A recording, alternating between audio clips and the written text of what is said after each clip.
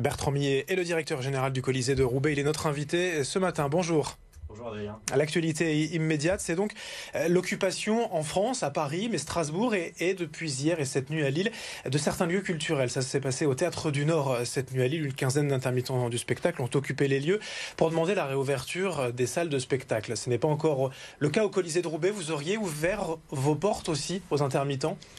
Oui, là, c'est le Théâtre du Nord, évidemment, où ça se passe. C'est un lieu emblématique et pour le moment, c'est un mouvement qui est encore embryonnaire et dans les principaux théâtres les plus représentatifs un peu partout en France. Mais c'est un mouvement, effectivement, qui pourrait s'accroître puisque c'est la manifestation d'un ras-le-bol, d'une attente. C'est les intermittents qui sont généralement des gens, justement, assez remuants. Et déjà, ils ont été assez patients puisque ça fait maintenant 1 an que nous sommes fermés, hormis la petite parenthèse de septembre-octobre. Et cette occupation, Roselyne Bachelot, la ministre de la Culture, l'a dénoncée, jugée dangereuse et inutile. Quel est votre sentiment ? Oui, mais enfin, elle est compréhensible en même temps. Je vous dis, ça fait 1 an qu'on est fermé, qu'on attend des perspectives. Et vous savez, notre activité, elle va pas redémarrer du jour au lendemain sur un claquement de doigts. Donc il faut anticiper les choses.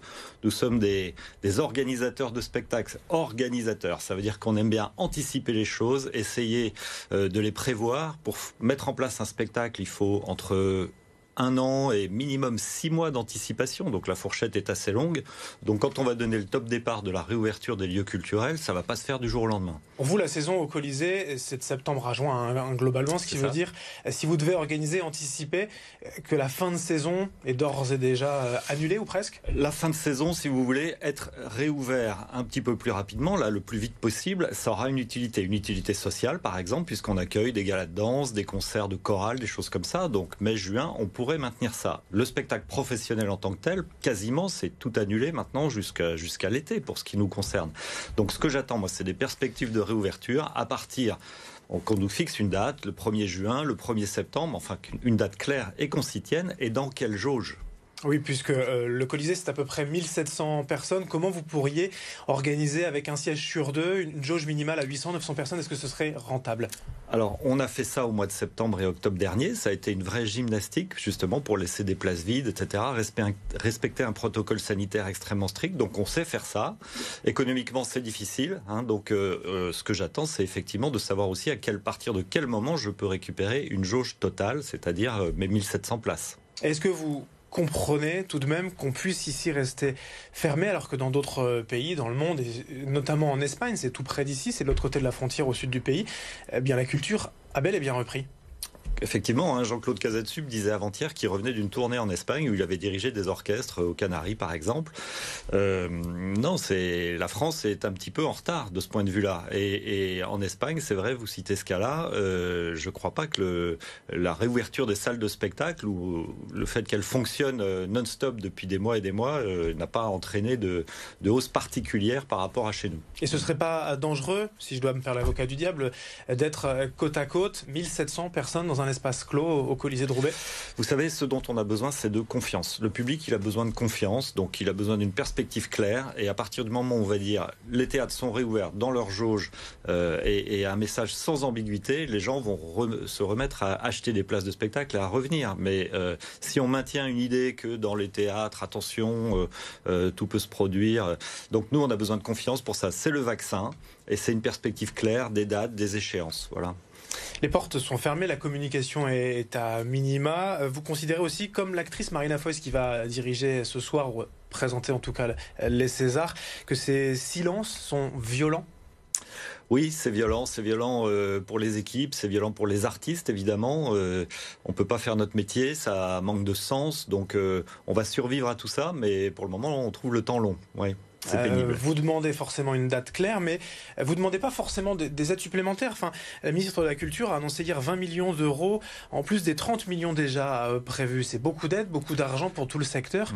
C'est pas suffisant, c'est pas ce que vous demandez ? Alors quand je dis qu'on va survivre à tout ça, c'est notamment parce qu'on a déjà eu des aides cet automne. Il y a eu déjà beaucoup d'argent, il faut le reconnaître. Un effort important qui a été fait, qui va pas être équitable pour tout le monde. Certaines structures, évidemment, labellisées, etc., vont être bien plus aidés que d'autres, que des petites compagnies indépendantes qui, pour le coup, vont avoir beaucoup de mal à passer ce cap.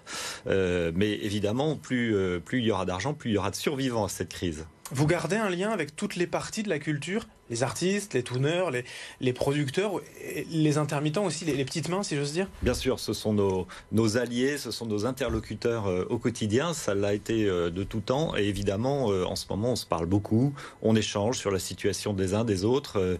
Il y a des situations qui sont très difficiles à vivre pour certains. Et puis, d'autres sont assez sereins. Certains sont parvenus un petit peu à se reconvertir d'une manière ou d'une autre, à préserver une activité, préserver un lien avec le public. Et c'est important. C'est quoi votre quotidien aujourd'hui en tant que directeur du Colisée de Roubaix? Alors, il y a un gros travail administratif finalement, parce que en billetterie, annuler, rembourser, faire des avenants au contrat pour reporter des spectacles, tout ça c'est finalement pas mal de boulot. Sur la partie technique, les techniciens, eh bien, ils se sont reconvertis, ils sont passés de la scène à la salle, et puis ils ont repeint le hall, ils ont entretenu des espaces qui nécessitaient comme ça des petits coups de bricolage ou de main d'œuvre. Donc ils ont un petit peu changé d'activité, et puis tout le monde a pris des journées de chômage partiel parce qu'il n'y a pas assez de travail évidemment. Et puis alors on a fait d'autres choses, on a tourné des clips, on a accueilli des compagnies en résidence, on a créé des spectacles sur le plateau sans public évidemment. Vous commencez tout de même à travailler pour la prochaine saison 2021-2022 ou le cœur n'y est pas vraiment? Si, bien sûr, on travaille là-dessus. En fait, la prochaine saison, elle est quasiment, elle est prête, elle est dans les cartons. Mais quand est-ce que je l'annonce? En juin, en septembre? Non, c'est prématuré. Justement, je ne sais pas dans quelle jauge. Comment est-ce que je vends? Est-ce que je vends toutes mes places, une partie seulement? À partir de quand je suis ouvert? Moi, j'ai des spectacles qui s'annulent, qui se décalent. Il n'y a pas de risque d'embouteillage? Il y aura plus de spectacles, de dates que les précédentes saisons? Non, il y aura à peu près le même volume parce qu'il va falloir que les gens se réhabituent à fréquenter le théâtre. On est vraiment, vous savez, on est quand même très très prudent parce que quelle va être la réaction du public? Je l'ai dit, il faut de la confiance. Ça sert à rien d'ouvrir le théâtre s'il n'y a pas de public dedans. S'il y a simplement un tiers du public qui venait auparavant chez nous, on va se casser la figure très très vite. Les spectacles coûtent très cher, il nous faut des salles pleines. Et pour finir, pour rester sur l'actualité, l'occupation des lieux culturels par les intermittents du spectacle, notamment cette nuit au Théâtre du Nord, il y a aussi une manifestation du monde de la culture cet après-midi à Lille à 14h. Vous allez y prendre part? Écoutez, c'est pas prévu, mais une partie de mon équipe sans doute. Enfin, oui, la mobilisation commence à monter. Voilà. En tout cas, le soutien est là? Le soutien est là, bien entendu, oui. Et je pense que ça va pas s'arrêter là. Il faut maintenant qu'on ait des perspectives. 1 an, c'est très très long. Merci Bertrand Millet, je le rappelle, directeur général du Colisée à Roubaix. Merci d'avoir été notre invité sur BFM Grand Lille.